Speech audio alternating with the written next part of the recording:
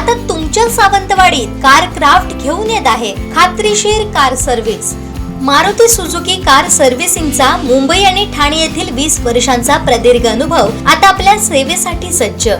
पत्ता car craft services private limited, plot number 21, जुना मुंबई गोवा महामार्ग, चितारी हॉस्पिटल जवळ, कोलगाव भोम, सावंतवाडी।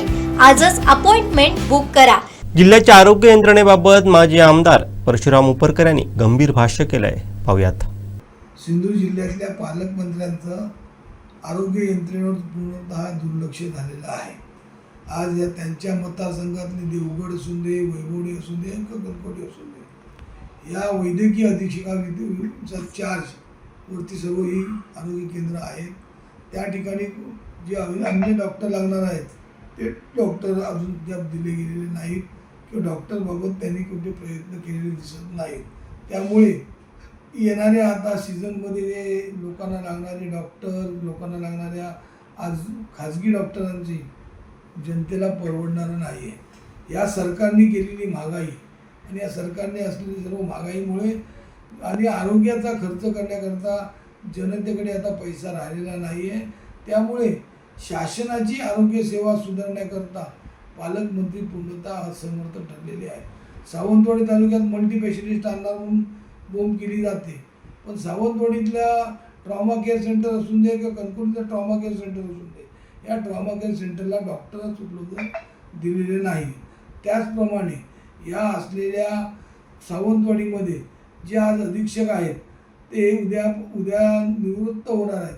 निवृत्त झाल्यानंतर तेही डॉक्टर त्या ठिकाणी त्या चार्जवरती असणार। तिथे 12 डॉक्टर कमी आहेत, कणकवलीमध्ये डॉक्टर कमी आहेत, अशा पद्धतीने कुडाळमध्ये डॉक्टर कमी आहेत, वेंगुर्ल्यात कमी आहेत, मालवणमध्ये कमी आहेत। अशा पद्धतीने जिल्ह्यातल्या आरोग्याचा खेळखंडोबा या जिल्ह्याच्या पालकमंत्र्यांनी केलेला आहे।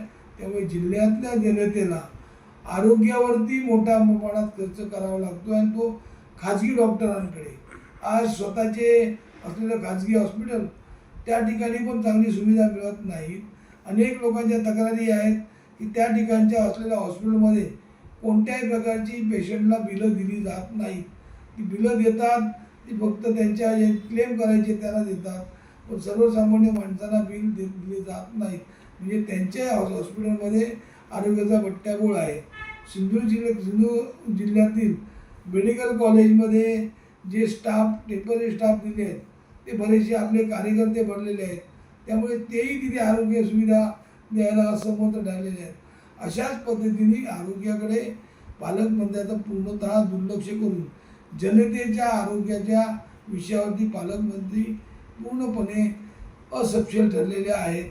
त्याचप्रमाणे आज पालकमंत्र्यांनी गेल्या आठवड्यात MSCBच्या लोकांची बैठक घेऊन कोणत्या प्रकारची लाईट जाता कामा नये, कोणत्या प्रकारचा लाईटचा खंडोबा होता कामा नये, ही अशी सूचना देऊनही आज जे लोक आंदोलन करत आहेत त्या आंदोलनात भारतीय जनता पक्षाचे कार्यकर्ते सहभागी होत आहेत। म्हणजे त्या भारतीय जनता पक्षाच्या कार्यकर्त्यांना पण आता जळ पोचते आहे की आरोग्याच्या बाबतीत असलेल्या MSCBच्या बाबतीत जे जबरदस्ती मीटर लावले अदानीचे, त्या मीटरच्या बाबतीत आज जनतेला जी झळ पोचावी लागते त्या ठिकाणी पालकमंत्र्यांनी पूर्णपणे MSCBच्या अधिकाऱ्यांनी अगदी दिलेल्या आदेशाला केराची टोपली दाखवलेली आहे। त्यामुळे पालकमंत्र्यांचं कोणताच अधिकारी ऐकत नाही हे यातून निष्पन्न होत आहे। त्यामुळे जिल्ह्यातल्या जनतेने आता पालकमंत्र्यावरती किती विश्वास ठेवावा।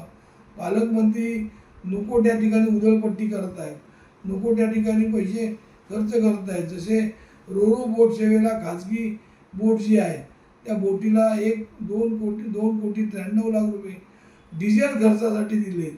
याचाच अर्थ पालकमंत्र्यांना जिल्ह्यातल्या नागरिकांचं सोयीसुतक नाही, जिल्ह्यातल्या नागरिकांचं भविष्य की जिल्ह्यातल्या युवकांचं भविष्य बाबत कोणत्याही प्रकारची काळजी पालकमंत्र्यांना नाही।